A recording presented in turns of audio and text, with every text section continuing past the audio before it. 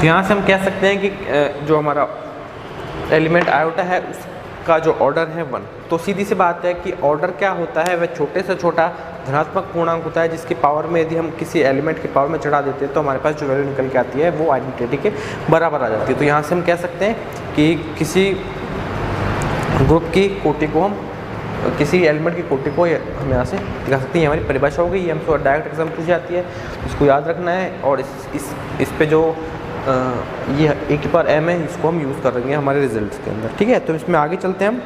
ये हमने देख लिया कि हमारे ये हो गया। अब इसमें है कि ग्रुप की जो कोटि है उस पर आधारित कुछ प्रमेय देखते हैं हम, ठीक है। तो इस पे आधारित कुछ प्रमेय देखते हैं। तो जो पहली प्रमेय आती है, पहली प्रमेय हमारी कहती है कि किसी ग्रुप के अंदर जो उसकी आइडेंटिटी होती है उसकी बात करती है कि किसी ग्रुप के अंदर यदि आइडेंटिटी है तो उस आइडेंटिटी की जो कोटि होगी वो क्या होगी, 1 होगी, ठीक है। ये इसका प्रूफ देख लेना आप, इतना ज़्यादा इम्पोर्टेंट प्रूफ नहीं है, लेकिन इसका जो थ्योरम आती है वो है, थ्योरम कहती है कि order of an identity in A group is 1। ये हमको याद रखना है कि किसी भी ग्रुप के अंदर यदि आइडेंटिटी की हमको ऑर्डर की बात करें तो उसकी वैल्यू निकल के आती है 1, ठीक है। ये बहुत इंपॉर्टेंट है। दूसरी प्रमेय आती है, दूसरी प्रमेय है कि order of A element, order of A element is always less than the order of group. ये कहना चाह रहा है कि किसी भी ग्रुप में यदि हम किसी एलिमेंट के ऑर्डर की बात करते हैं तो वो ऑर्डर है वो हमेशा ग्रुप के ऑर्डर से कम होगा। ये हमको याद रखना है और ये बहुत ही इंपॉर्टेंट रिजल्ट है, इसको हम प्रूफ भी करेंगे अभी। तो इसको प्रूफ करने के लिए हम क्या करते हैं कि जैसे हमने कहा कि ऑर्डर ऑफ एलिमेंट, तो हम क्या करेंगे कि एलिमेंट है तो हम इसको प्रूफ करने के लिए क्या करेंगे,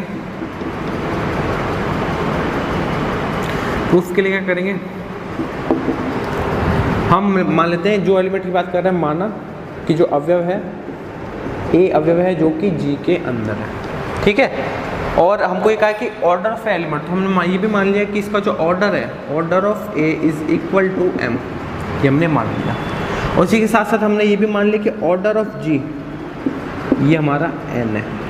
हमको प्रूफ करना है, टू शो दैट, हमको ये प्रूफ करना है कि जो m है उसकी वैल्यू हमेशा n से छोटी होगी। ये हमको प्रूफ करके चलना है। क्या करते हैं कि लेके चलते हैं a0 से लेके a1 a2 a की सारी पावर ले लेते हैं और कहाँ तक ले लेते हैं n तक, जहाँ पे n क्या है, n है ग्रुप की कोटि है। तो यहाँ से हम देख सकते हैं जो टोटल जो नंबर हो गए ये हो गए n+1 अवयव हो जाएंगे, n+1 अवयव हो जाएंगे यहाँ से।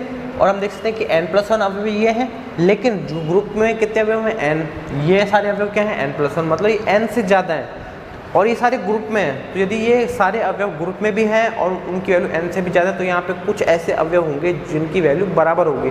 तो हम यहाँ से मान लेते हैं कि a की पावर i और a की पावर j ऐसे दो अवयव हैं, दो ऐसे अवयव हैं जिनकी वैल्यू बराबर है, क्योंकि ये टोटल n+1 n से ज़्यादा है और n से ज़्यादा है और ग्रुप के अंदर भी है। तो ग्रुप के अंदर होने के लिए कुछ अवयव यहाँ पे हमारे बराबर होंगे, जहाँ पे हम ये भी लेके चलते हैं कि हमारा जो i और j कैसे लेके चलते हैं, i0 j i और n, मतलब हमारे जो i और j हैं 0 से n के बीच के अंदर ही अवयव है, ठीक है। और जहाँ पे i हमारा बड़ा है j से।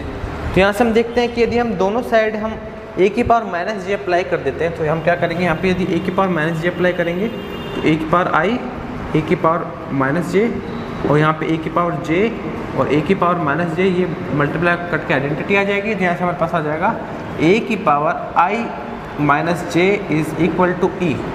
ठीक है, यहाँ से हमारे पास ये आ गया। लेकिन यहाँ से हम देख सकते हैं कि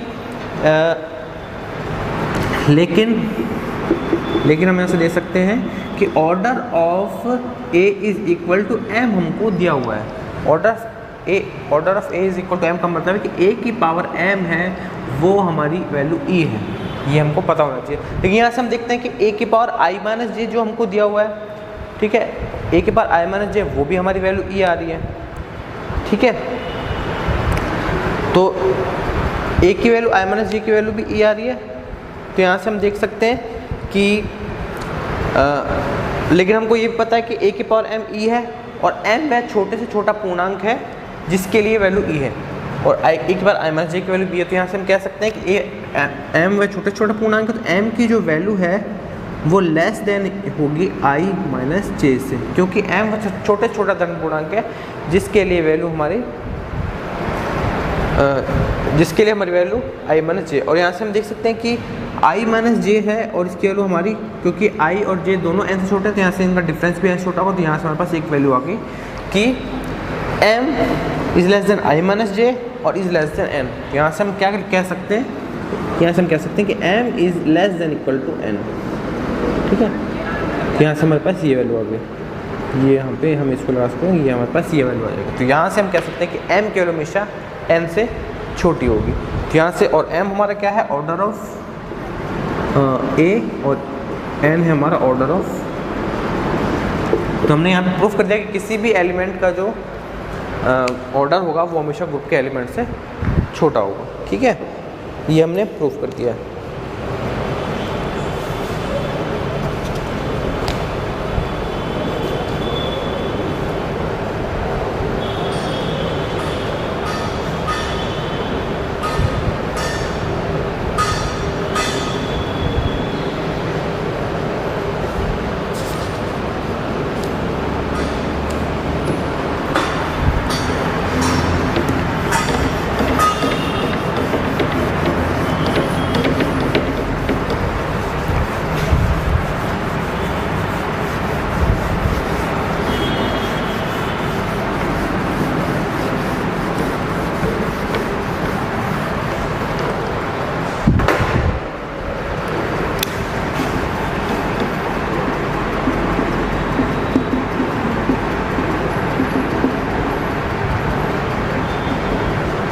जो हमारी नेक्स्ट थ्योरम है वो हमारी ये नेक्स्ट थ्योरम ये कहती है कि ऑर्डर ऑफ ए और ऑर्डर ऑफ ए इनवर्स हमारे बराबर होते हैं किसी ग्रुप के अंदर। मतलब किसी एलिमेंट का जो ऑर्डर है वो उसके एलिमेंट के इन्वर्स के ऑर्डर के बराबर होता है, ये हमको प्रूफ करके चलना है। ठीक है, तो देखिए यहाँ से यदि हमको, मैं बताता हूँ इसको कैसे प्रूफ करेंगे। तो यदि हमको प्रूफ करना है a is equal to b, यदि हमको ये प्रूफ करना है कि ए इज़ इक्वल टू बी, तो हमारी अप्रोच क्या होती है, पहला हम ये प्रूफ कर देते हैं कि ए is less than equal to B, और ऐसे दूसरा b is less than equal to A. ये यदि ये दोनों चीज़ हम प्रूफ कर दें तो हमारे ये प्रूफ हो जाएगा कि a is equal to B.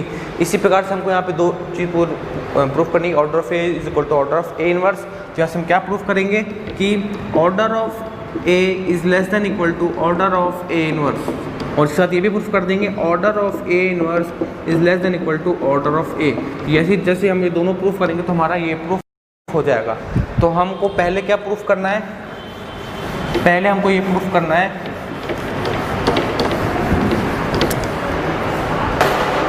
पहले हम ये प्रूफ कर देंगे फर्स्ट कि order of a is less than equal to order of a inverse, ये हम प्रूफ कर देंगे। ठीक है, जैसे हम ये प्रूफ करेंगे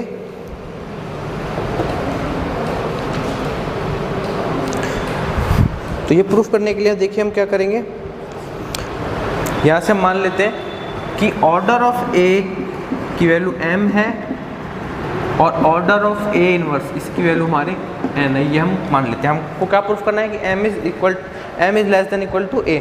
तो यहाँ से हमको ये पता है कि जैसे order of a is equal to m आ गया तो ऑर्डर की परिभाषा से क्या हो जाएगा, a की power m is equal to e, और इसी के साथ साथ ये भी हो जाएगा यहाँ पे कि इनवर्स की power n is equal to E. हमने क्या किया यहाँ पे डेफिनेशन यूज़ की है सीधी कि जैसे order of a is equal to m है तो मतलब a की पावर m आइडेंटिटी हो जाएगी, और इस प्रकार से a इनवर्स की पावर n ये भी हमारी आइडेंटिटी हो जाएगी। और यहाँ से हम ये देख सकते हैं कि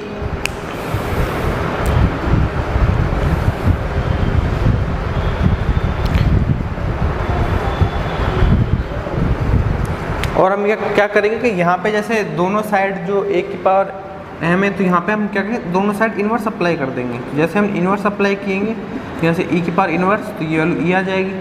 यहाँ से हमारी वैल्यू क्या होगी, a की power minus m is equal to E.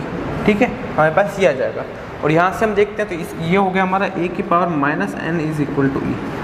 हमारे पास ये चीज़ आ जाएगी यहाँ से। तो जैसे हमारे पास ये वैल्यू आ गई और